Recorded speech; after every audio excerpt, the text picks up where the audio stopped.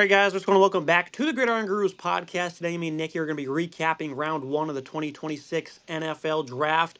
And it's just crazy how us sports fanatics view this, Nick, because for 5 months we do mock drafts just for a guy to read names off cards for 3 hours and it to be done with, right? Very crazy how it is, but we're here to recap it. It's fun as always. Looking at picks 1 through 5. We're going to do these in about 5 to 7 pick increments. So there's going to be numerous slides here, so you can skip around if you'd like, if you're looking for a certain selection or team. David Bailey to the Jets. It was between him and Arvell Reese the entire time. We both said that Bailey would make a lot more sense because it'd be a very Jets situation to take a middle linebacker and put him at the edge, even though Arvell Reese is a phenomenal talent and he's going to be a versatile player for the New York Giants as an edge and as a linebacker. The Jets needed a guy that can come in and be an immediate impact player as just the best natural edge in this class. Obviously, last year they didn't have many sacks, had 0 interceptions. So they need someone that can come out here and force some turnovers, and Bailey's going to be able to do that for them. The biggest question mark here was the Cardinals. C plus for me, taking Jeremiah Love. Nothing against him, right? He's a phenomenal player. He's got a lot of size, and he also has great speed matched with it. Just a phenomenal player, all in all. But this is a team that's won 5 or less games in 3 out of the last 4 seasons. And this is what they put together as a running back. And I just don't know how much that's going to move the needle. We'll see how they do the rest of this draft, of course. But I just didn't like that. I'm not a fan of that one bit. I think the Titans taking Cornell Tate makes a lot of sense because in a lot of my early mock drafts for like the first 3 months, I had them taking Tate because that receiving room is in peril. And Cam Ward obviously needs to be their top priority. This kid is going to be a legit quarterback. Let's keep him happy and let's get his progression underway. So I like some of these selections. Some of them I don't, Nick. What do you make of Jeremiah Love going number 3? I think Jeremiah Love is the glaring one on these first five. Little screenshot here where you say to yourself, hey, that's the only one that didn't have A's next to it. We gave A's or better to every other pick besides the Cardinals number 3. I think that makes a lot of sense. This was kind of a bit of a shocker. There had been some rumblings this may happen, but I was definitely surprised when I heard the pick come in. I think Love's a phenomenal player, but I just don't really like the fit here at all. I think they could have gone with an offensive tackle or maybe a wide receiver. Could have done something else with this pick. Could have gone defensive line. They could have done a lot here. This is a team, like you said, that's just not winning football games. And then I think a running back really, at this day and age, a running back's a luxury position. Certainly when you're drafting this high in the draft, I don't think it makes a ton of sense to take a guy at number 3 overall at that position. I think it's too much of a gamble, and I don't think it really works out for a team like the Cardinals, who just have so many other holes and so many other spots. And you also got to remember the Cardinals are in probably the toughest division, if not the toughest division in the NFL, with the fact that the two teams that play in the NFC Championship, the Rams and the Seahawks, are in their division. The 49ers were also a playoff team playing really good football. You are miles, miles behind those 3 teams, and you're taking a running back at number 3. I just don't particularly see the vision. It doesn't make a ton of sense for me. They have question marks everywhere. They probably should have done something else here and changed this up. Mendoza went number 1. That's an easy A+ from both of us. I think Mendoza is going to have a great career in the NFL. Pretty solid moment with him and his family in Miami. I thought that was a really solid setup. The way that he did that, skipped the draft in Pittsburgh, did it from home. Thought that was very unique. And I like, what the Titans, the Jets, and the Giants all did here. I think this was a solid top 5 pick besides the Cardinals, where I don't really love it, giving it a B- because I'm just questioning the fit and questioning the ability, to fill other holes on that roster. Questionable move by the Cardinals, in my opinion. Now let's move the picks 6 through 10. The Chiefs traded up a few spots to get Mansour Delane. Our grades are a little bit lower on this one. I don't really know why, because I think he is going to be a great fit for Steve Spagnuolo's scheme. A physical press corner is really good in man coverage. They lost their 2 starting corners this offseason, so it was obviously a big need for him. But this entire process, it seemed like maybe a Caleb Downs or a wide receiver or an edge rusher like Ruben Bain would be in there, and they ended up settling on a corner after all. So it does fill a big need, but to me, I definitely expected a little bit more flashiness, but it is a good scheme fit, so it's still going to be a great selection overall. The Commanders, they get Sonny Styles. This is a team that has a lot of issues, and I've really criticized their defense over the last couple of years, so I like them going and getting a middle linebacker. I definitely feel like a receiver would have made a lot more sense, though. That's still a pressing need for a team that doesn't have a lot of draft capital this offseason. This is a guy who's an athletic freak, though. Great range, nice motor. He can play sideline to sideline, so I think he's going to be a good player for this defense as Bobby Wagner is going to be soon retiring, I'd imagine. Jordan Tyson to the Saints. We knew that this team needed a receiver, but I felt like edge was a much more pressing need for them, so that's why I'm going with an A-, and Nick's also going to settle on a B+.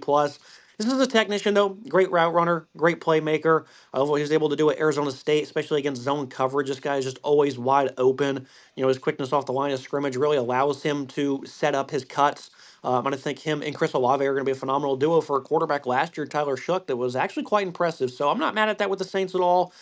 And then we have two offensive linemen to cap things off. Spencer Fano ends up being the first one off the board. I think Malagoa is going to play 10 years. He's like a Penny Sewell type to me with the size, the strength, just the overall upside. So I felt like he was the best tackle in this class. But for the Browns, this one makes sense because Fano, I think, has that versatility to play anywhere. He can play both tackles. I think some people suggest he could potentially play guard as well. And this is an offensive line that's in flux. They're replacing a lot of guys up front. So it'll be interesting to see where they plug him in at, but really good player, nice strong anchor, some quick hands as well. And then Nick, I skipped over the Giants at 5 because I wanted to talk about him here at 10 as well. The Dexter Lawrence trade pays off. They had a monster night. Reese, top ranked player on most people's board. They got him at 5, and they also get, and again, my opinion, the top tackle, Malagoa at 10. I mean, this is just beautiful for the Giants. They didn't overthink this one bit. The only reason I give it an A, not an A plus, is because they did just extend Jermaine Illuminor at right tackle to a 3-year deal. So it'll be interesting to see what they do with Malagoa. Maybe they stick him in at guard. But I love what the Giants were able to accomplish. What are your thoughts on these selections here? Yeah, I really like what the Giants did at 5 and 10. I'm very happy as a Giants fan tonight. I think certainly Malagoa could play guard, and that's probably what's going to happen early on. I think he, like you said, Sewell was the comp that you and I used pretty much throughout the entire draft process. Felt like the more surefire prospect in this draft, similar to how Sewell was when he came out. I think Malagoa is a phenomenal player. Getting him at 10, I think, is really good for the Giants. And then Reese is a very versatile player. You could play him in a couple different roles here, and I think the broadcast made this point as well, where Reese going to a team that he was going to have to be the number one star on the edge, the number one pass rusher, was probably not great for his development. But going to the Giants, where they already have a pretty solid pass rushing unit despite trading away Dexter Lawrence, that could relieve some of the pressure on him and allow some flexibility to move him around in the scheme and get more out of him schematically. So I think Reese in Malgoa, really solid moves overall by the Giants. I know Downs was there, and people are going to be saying that Downs was probably a better option for the Giants, but I think I like what they did here. I'm pretty happy overall getting 2 A's from me. The Monsoor Delane one, I think it's a really solid fit. I think it will, age pretty well over time. I don't really necessarily like the Chiefs giving up capital move up. I think they probably could have got him where they were at 9. I don't think they had to make the move and jump up to 6 and give up that draft capital. I think it was a 5th and a 6th round or a 4th and a 5th round pick, if I'm not mistaken. So I don't necessarily believe that was the best use of assets by the Chiefs, but they really liked Delane. They wanted to confirm and get him. So, fair enough. The Browns have to give them credit. They've made a lot of trades the past 2 years, and they've stocked up on a lot of different pieces. Fano's a pretty solid player. I think, obviously, I believe Malago is significantly better, so I would have put him as the pick at number 9 rather than Fano, but I think Fano is still going to be a really solid player and could help out that team. When you look at DC and New Orleans, I think they could have flipped their picks, and those fan bases would have been pretty happy, but the Saints, give Tyler Shough a weapon. They clearly want to ride with him, and they think he's going to be the long-term answer at quarterback. And he had a pretty good season, especially the second half of the season. He really kind of turned a corner and played really good football for the Saints. So give him a weapon, give him somebody to throw to if you're going to ride with him. That makes a lot of sense. Jordan Tyson's a phenomenal player if he can stay fully healthy. Sonny Styles is a great asset at linebacker as well. It looks like the DC did a pretty solid job. They're getting him at 7, although I would like to see a receiver there because they do lack that draft capital. So I wonder where they're going to get a receiver. I wonder if they're going to be able to get high-quality pass catchers for their young quarterback in Jaden Daniels, who has shown a lot of progress over his career in the NFL. Now we're going to move to 11 through 15. A lot going on in this section. We start things off with Caleb Downs, one of the Cowboys. This draft worked out perfectly for them as one of the top talents in this class falls to them at a big position in need. I mean, this is a team that has just a lot of liabilities on defense. Worst ranked scoring defense last year, really plaguing what was a top 5 offense. They could be a Super Bowl contender if they can get things right on defense. And this has been a great offseason for them. And of course, the trade last year for Quinnen Williams and Kenny Clark. They're really starting to get things going in the positive direction. Downs, though, this guy is an elite center fielder. Downhill aggression versus the run. A lot of experience, of course. He has versatility. He's a great tone setter. He's a great play caller as well, communicator, I guess you could say. I mean, he just does everything the right way. And Caleb Downs is so beautiful. When you watched Ohio State play, he would just be sitting in the middle of the field and nothing was available because everyone was in the right position, including himself, on a constant basis. This is another one of those guys who's going to be a bona fide stud, no doubt about it. And the Cowboys, they got lucky. They needed some help to land him, and they got the help, and it worked out. So an A double plus there. Number 12, the Dolphins, Caden Proctor. I love the player, but not really the pick. The Dolphins do have a lot of draft selections, though, so it might not be the worst in the world, but it seems like they had more pressing needs right here than going with a left tackle. I think he's going to be great, though. 6'6", 330, or 352, that is. A lot of size, a lot of skill, a lot of potential. The Ravens at 14, Vega Iona. I had this in my mock draft for a long time. It made a lot of sense. A guy that's got a lot of power. He's going to come in and instantly be an impact performer in the run game for Baltimore. They make another easy selection. A plus for me. Ruben Bain falls into the lap of the Buccaneers, a team that wanted an edge rusher, and they didn't even have to move to get him, right? This is a top five talent who fell due to lack of arm length. I mean, I don't really care, Nick. I mean, this guy still has great bend. He can play on the interior. Overall, he's just a nasty game wrecker overall. And then to cap things off, I'm a little upset by this, Nick, because I told you, I was like, I want to mock Ty Simpson to the Rams at 13 because I think it makes a lot of sense and it's going to shock people. And I didn't do it. I didn't pull the trigger. Only reason I'm upset. That's not why I give it a B minus, though. I think Ty Simpson's going to be a great player. When you watch him throw the football, it's at a high level. And last year, when he worked that Alabama offense, despite the lack of consistency at times, it looked like a professional under center, Nick, despite the inexperience. I think he's going to be great. It's a great fit for Sean McVay. He's going to be ready and waiting for whenever Stafford hangs it up. They're going to slot him right in, kind of like Jordan Love. Waited a couple years and he was great. I think that's the type of impact you're going to see right away from Ty whenever he's given the keys. They could have traded back to get him though, quite frankly, Nick. So I think a B minus makes sense. This will work out long term, but it's not going to push them over the edge of defeating the Seahawks and getting to the Super Bowl, in my opinion. And don't you think at the end of the day that's got to be the top goal? So certainly that's an interesting one at 13. Ty Simpson going to the Rams was the only spot that it made sense for him to go in the top 15 or top 20, really. And I think it is a perfect fit, and I really love what it can do. And this is a very good, Rams team. This is a team that was the second best team in the NFL, in my opinion, right behind the Seahawks. The winner of the NFC Championship was going to be the Super Bowl champion. It was going to be whoever came out of that game. And Seattle narrowly edged the Rams, and they are a pretty even playing field here. So I think this is a move you can make if you're the Rams. I understand that they probably could have gone and got a wide receiver, maybe could have added some depth, in the secondary, something like that. I know they addressed the secondary in the offseason with adding some really solid players, but I think they could have done something else maybe at 13. You could have traded back certainly and taken Ty Simpson later in the first round and got some capital. But I don't hate this. You go with your gut. You take the guy that you think could be the answer going forward. And, if Matthew Stafford gets hurt or something like that, they would have been thrust in a situation where they didn't have a quarterback. Now they have somebody that they could potentially throw in there if something goes wrong this upcoming season. Obviously, Stafford's still playing at an MVP level, but this is a good insurance plan. I think the Rams are the only team that in the NFL that really could do this. And this is good forward thinking. And if the Rams end up winning 2 or 3 Super Bowls over the next 10 years, and if Ty Simpson is a big part of that, you'll look at that and say, hey, this was awesome, really smart forward thinking by the Rams. So I'm going to give it an A minus. I think Ty Simpson's a phenomenal quarterback, a phenomenal prospect, and a great guy overall who can do a lot for your locker room.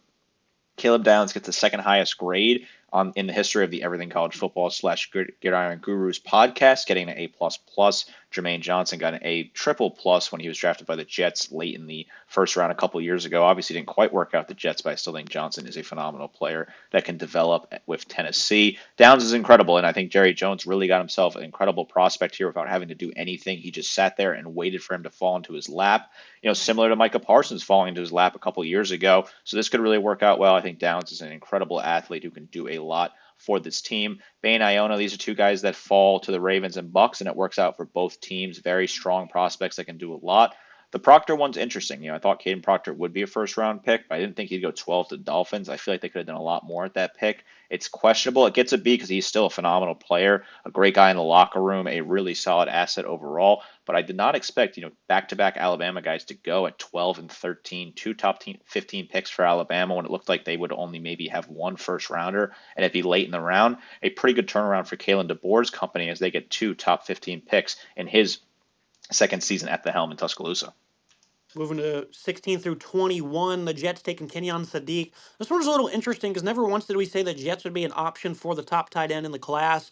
Sadiq's a beast, though. Athletic freak, ran well in the 40, insane vertical, lines up in the slot. I mean, he's a versatile pass catcher overall, can win down the seam, can win vertically. This might really work out for the Jets, though, because this isn't much of an inline player because he has limitations as a blocker, which will somewhat improve, but he's never going to be great at that. That's where Mason Taylor comes in. He's a little bit more gritty of a player. They already have it tied in. He's also a very skilled pass catcher. And when we add in what they did at the end of the draft here tonight by selecting Omar Cooper, a wide receiver, you're all of a sudden giving yourself a nice group of weapons. It also has Garrett Wilson for when they draft a quarterback next year because they have 3 first-round selections. If they want to move up to number 1 overall, if they don't earn that selection, they can do that. So I think this is definitely a nice approach to build up this offense. It's been atrocious for years. the leading passer was Justin Fields of like 1,200 yards. So we're going to go out there and get weapons. I still give it a B just because it's a little odd that they did that. I think overall his ability to line up in the slot, though, is going to make this offense unguardable potentially, right? If they make good decisions over the next couple of years. I give it a B, though, because I feel like they could have did more right now. Sadiq's a good player, though, so I don't want to knock on him at all. The Lions, they went after Blake Miller, a right tackle, which pretty much pencils in Penny Sewell moving to left tackle. Thought it was a bit of a reach. I thought that Miller, even though he's an Iron Man of a lot of experience, probably wasn't the best option right there at that position. I mean, this is a guy that's respectable, though, can often play up off balance, inconsistent with his punch. There's some things that need to be worked on with him, but he is an experienced player overall. I'll give that one a B. Caleb Banks. For the Vikings, me and Nick have differing grades on this one, and he can explain that here in a second. But I think Banks is a beast for his size. He's like 6'6", 320 plus pounds, has great quickness, ability to really impact the game as a run defender makes a lot of sense because he can stack blockers. As a two-gap defender, he's just very impressive.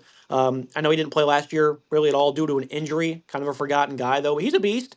Monroe Freeling going to the Panthers. We didn't really expect them to get a tackle either, but I think Ikem Ekwonu, the idea is they're going to move him inside to guard, and Freeling will kick out the left tackle. A lot of people think he was the best his position in this draft. So I'm not mad at the selection at all. It was just unexpected. The Eagles, Makai Lemon, the USC Trojan neck. I love this guy, of course. Certainly lacks speed, but he's just a natural playmaker. Makes so many difficult catches look easy. I haven't seen anybody have that type of knack for the ball when it's in the air like he does. Has tremendous body control. Pretty much means AJ Brown's going to be out. And I give it an A plus, not just because the player's good, but they're going to trade Brown for some extensive capital. And he's recently kind of become a problem. I know last year it seemed like he was in the media a lot, Nick. So this is going to work out great for the Eagles. Howie Roseman masterclass. Max Ainankor for the Steelers. They need a lot of help, I guess, especially on offense, but they need skilled positions. They have no receivers, and they don't seem to give a damn. They don't have a quarterback at the moment either. They lost one of their top running backs this offseason, so they're going to select a right tackle with a lot of upside. I don't really like what the Steelers did, though. The fans showed out for the city, and I'm sure they're probably not exactly happy with it either. Yeah, the Steelers didn't really wow me here. I get a B minus. I feel like he could have done a lot more. I don't really think they needed to go after an offensive tackle. I feel like they could have gone and got a skill position player. They could have done something a little bit different here. Not sure. I really love that pick. Banks gets a B for me. I think Banks is a good player, but I feel like the Vikings could have done more with that pick as well. I think they needed to address the secondary a little bit more. Maybe needed to address the offensive line. Potentially could have gone out and got a tackle like Freeling, who was right there. Could have gone out and got maybe a guard or something else in that position. I just don't know if I really love taking Caleb Banks or who is a guy that's coming off an injury and certainly some concerns about his health going forward. I think Freeling going to the Panthers, that's phenomenal for the Panthers. That's a really good ad for them at 19. They can do a lot with that. And then the Eagles getting, Lemon, who is a really solid athlete out of USC who can do a lot for that offense. That offense was abysmal last year. The Eagles need help, especially with the A.J. Brown drama like you alluded to here. Getting Lemon in there, plugging him in there, who could be a really big key asset immediately, a great pass catcher to complement Devontae Smith, who's a great pass catcher for them, to kind of help out that offense. Makes a ton of sense for me. Howie Roseman, I really trust what he's doing. He's always doing a very good job. I think Kenyon Sadiq's a phenomenal player, and the Jets obviously are in a very interesting, long sort of rebuild here where they have 3 first-round picks next year, so they'll be able to do a lot with that when they get to that sort of situation.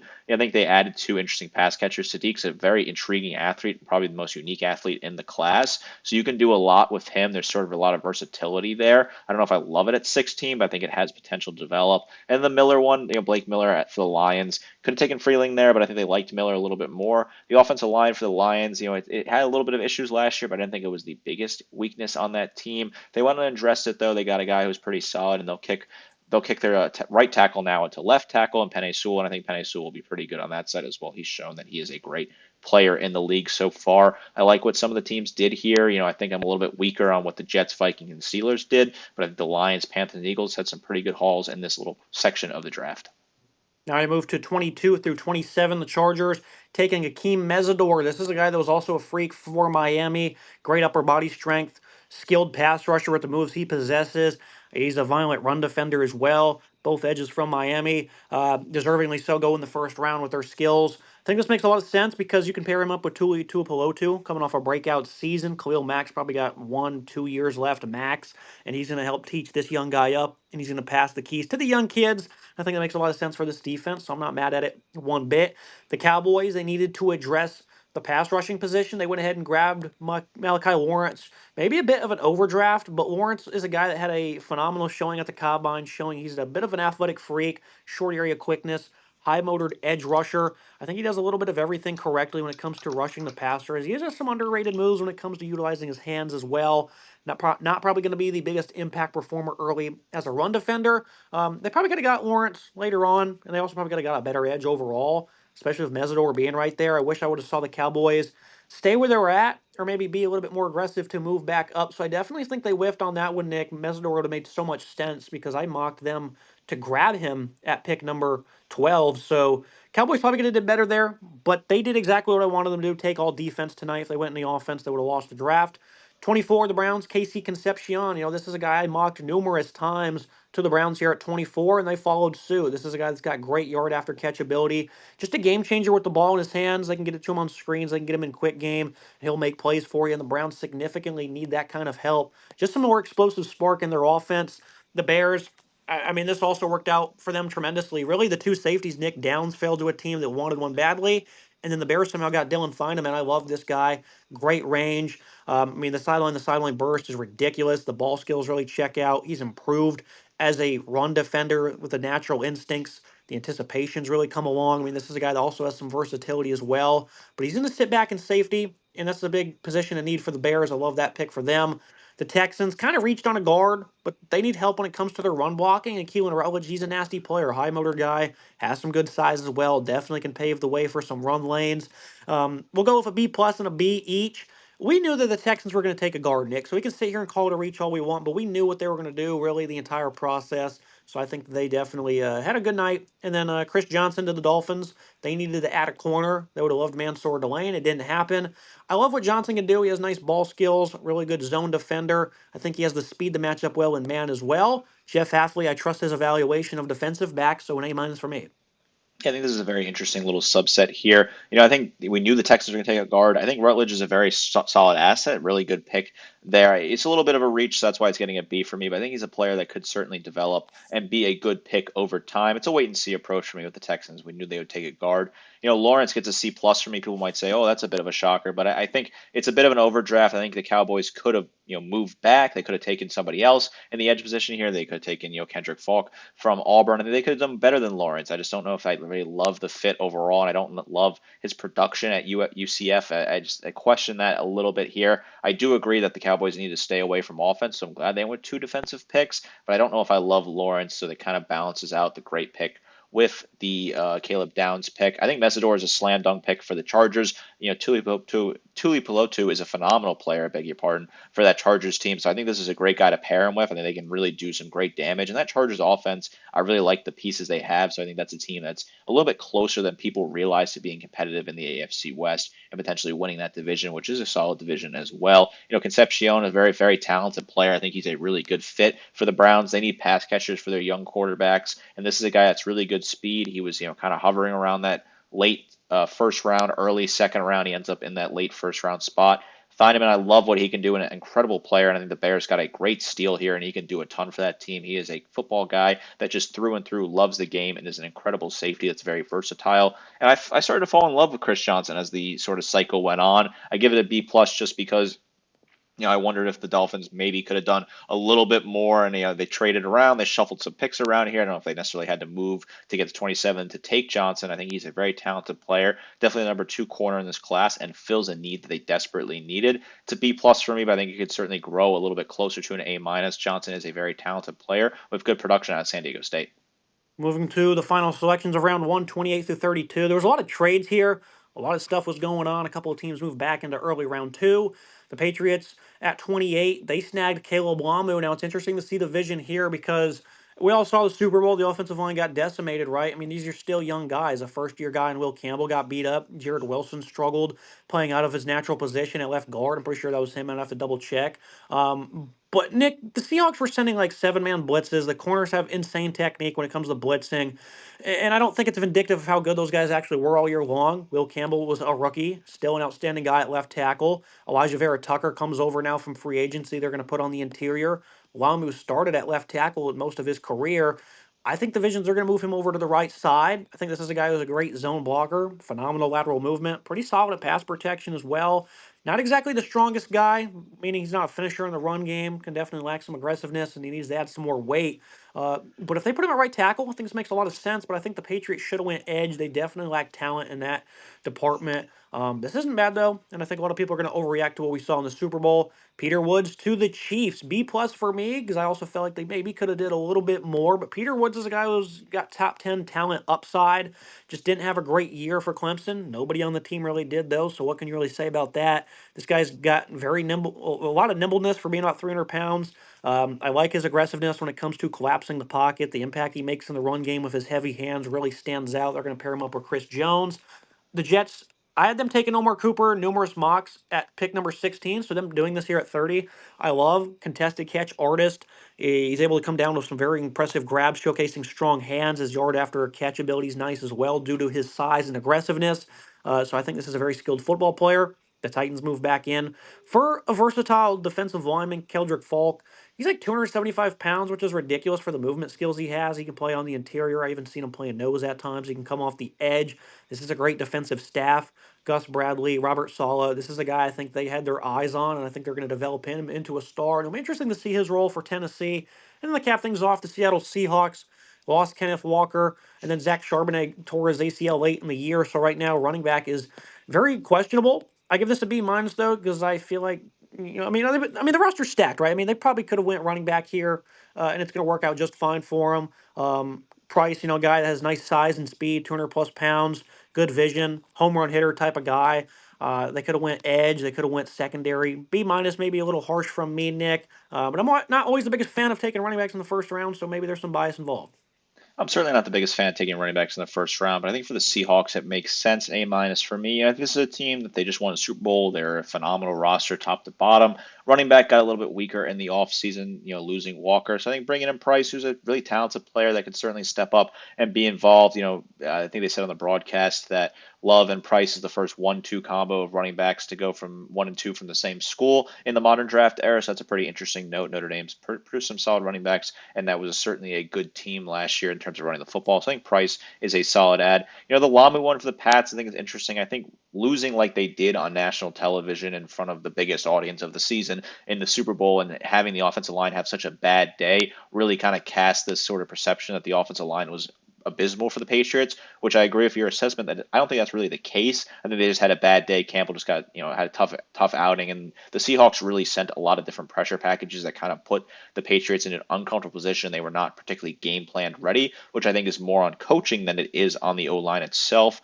I would like to see maybe a receiver here, picking a guy like Denzel Boston. Think about how funny it would be to have a guy named Boston playing in New England. Those fans would have loved it, but I think Boston had incredible talent. Or Omar Cooper, who was still on the board at that point at 28. So I think the Patriots could have done a little bit more. They could have gone edge as well, like you alluded to. So B for me. Peter Woods, I like that pick for the Chiefs. This is a team that's loading up on defense, addressing some of the holes. Spagnuolo is a phenomenal defensive coach, and he's getting a great asset at Woods, who doesn't have to play immediately on a pretty good defensive unit already that's going to have some older players retiring in the near future. I think the Kendrick Falk one's a pretty solid as well. Another good defensive coach, and Robert Saleh getting a great asset who was really good for a bad Auburn team last year. And I think Falk showed a lot of progress. I give Omar Cooper a B minus just because I think the Jets maybe could have gone defense here and done a little bit more with this pick. This is still a great player. This is a player that could do a lot for that team, but he doesn't have anyone throwing him the ball this year, so that's not exactly ideal. And they already went with a pass catcher earlier in this draft, like we said with Sadiq. I know he's a tight end, but he's still a pass catching target. I feel like they could have gone defense. They had 3 first-round picks, so you're going to have to spread the wealth a little bit here. I guess you were always going to take one defensive player, 2 offensive players, or 2 defensive players, 1 offensive player, kind of depending on what you preferred. And when you have a defensive head coach like Aaron Glenn, I would like to see them load up on defensive talent in this situation. Probably could have got somebody coming off the edge or maybe a corner to kind of work out and fix that team that had no interceptions last year. Would like to see a corner potentially in this first round. But overall, I think this is a solid little selection of picks here at the end. I think there are some good players here, and I think Peter Woods could end up being a great player for the Chiefs if they kind of handle his development right and get him into the potential that he has. He's got superstar potential. I just wonder if they can unleash it in Kansas City. Now, to cap things off, we'll talk about the biggest draft night winner. I told Nick, pick anything. It could be a team, it could be Mike Vrabel, it could be a player going to a nice situation. It really doesn't matter, right? I settled on the city of New York. This is a city that had 5 first-round selections. I thought that these teams did a great job with their selections, especially the Giants. And I like what the Jets were able to do, focusing on needs instead of out here trying to reach for guys that they think have high upside. The Mets are on a 2-game winning streak. I know the Knicks are about to potentially be on the brink of elimination for no reason. So it's not fully bright in New York at the moment, Nick, but I thought tonight was a great night to at least give these fans some hope that they've desperately been needing for a long time. I like your answer. The Yankees just swept the Red Sox, beat their heated rivals, and then now they are firmly in first place in the AL East. So the city of New York is in a very good spot right now. I certainly know that, boots on the ground. I went with the city of Pittsburgh and the NFL. I thought the city of Pittsburgh showed out tonight. I really liked the crowd. The setup was great outside of this Acrisure Stadium. I thought the crowd was lively all night. I thought the fans were really into it. I thought they gave a lot of respect and good moments for the people that had Make-A-Wish opportunities or other opportunities to announce the picks. I thought they booed Roger Goodell a pretty good amount. I thought they showed out and had great fan support. The crowd was lively all night, and they've been moving this draft around. They've been getting good attendance at all the different cities, but I think the Pittsburgh had a great showing. The setup was really beautiful on the rivers. I really liked what I saw, and I think the NFL gets a lot of credit for me tonight. This draft was a lot faster this year. They cut the time between picks down, so this draft was hustling around. It had a lot of excitement. Tons of trades that added a lot of excitement and different levels to it. I thought the production overall from the NFL was really solid. I think they get a huge, hand on the back applause from me. I think they did a great job tonight, and overall the experience of the 2026 NFL first round draft was phenomenal. Excited for the next couple of days as we go through the later rounds to see where these guys end up. A really good day one for me, and overall a really good start to the draft season. Yeah, this was fun. It goes by fast. It's just the nature of it, right? We get all excited for this quick event. We still have an entire weekend though. My team finally is going to hit the block, the Jaguars, in round two. So very excited. So we still have ahead of us, and the Giants. I know Nick, you're very intrigued by some of the remaining selections they have. A lot of great players still on the board. This was fun. It's going to be a good weekend. That's going to be it for today's episode. Any closing thoughts? I think it was a great night overall. I like what a lot of teams did. I'm excited to see what some of the teams, like you said, the Jaguars, the Falcons, the Bengals, teams that did not pick in the first round, that will pick early in the second round, see what they can do to kind of help out their teams. A really solid first round that was interesting. A ton of trades, a ton of teams picking multiple players in the first round, which I thought was really unique, and overall a very interesting draft. Excited for rounds 2 through 7. This is going to be it for today's episode. Make sure you guys like, comment, subscribe. See you next time.